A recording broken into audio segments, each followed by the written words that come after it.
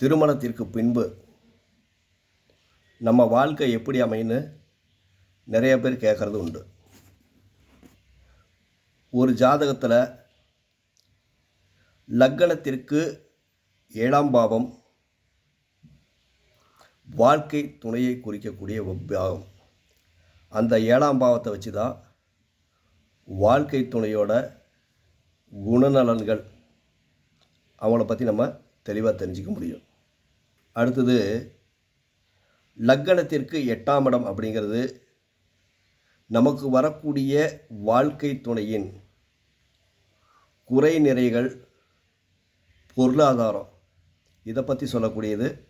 நம்ம லக்னத்திற்கு 8ஆம் இடம் கண்டிப்பாக சுட்டி காட்டும். அடுத்தது லக்னத்திற்கு 9ஆம் பாவம் அப்படிங்கிறது வாழ்க்கை துணையோட 3ஆம் பாவம். அவர்களுடைய முயற்சி, எதையும் தாக்கு பிடிக்கும் திறன்.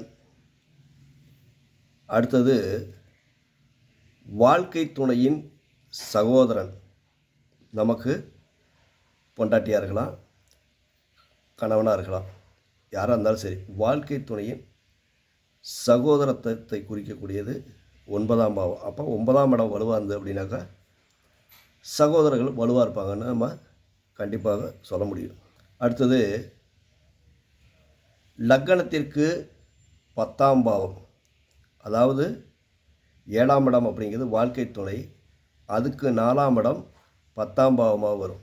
அப்போ வரக்கூடிய வாழ்க்கை துணையின் அம்மா நமக்கு மாமியார் அல்லது மனைவியோட தாய் மூலம் சொத்துக்கள், வண்டி, வாகனங்கள் இது நமக்கு கிடைக்குமா அப்படிங்கிறத இதை வச்சு நம்ம கண்டிப்பாக சொல்ல முடியும். அடுத்தது லக்னத்திற்கு 11ஆம் பாவம். இந்த 11ஆம் பாவம் அப்படிங்கிறது வாழ்க்கை துணை 7ஆம் பாவத்துக்கு 5ஆம் பாவமாக வருது. அப்போ அவர்களுடைய குலதெய்வத்தின் அனுகிரகம்.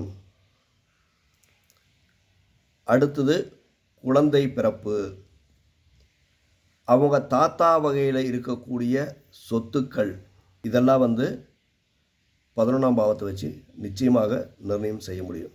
அடுத்து 12ஆம் பாவம். இந்த 12ஆம் பாவங்கிறது ரொம்ப ரொம்ப முக்கியம்.